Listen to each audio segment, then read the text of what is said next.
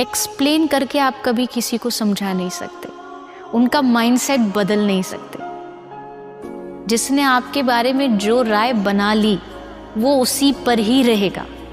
सारा खेल यहाँ अपनी मानसिकता का है। कोई समझे ना समझे, हम उनको समझाने भी नहीं जाते। जिसकी जैसी मानसिकता है वो आपको वैसे ही समझेगा। उसके लिए आप बुरे हो तो बुरे हो, उसके लिए अच्छे हो तो अच्छे हो। इसलिए अच्छा ये है कि आप अपना काम करो और आगे बढ़ो। मुझे इससे अच्छा जवाब कुछ नहीं लगता।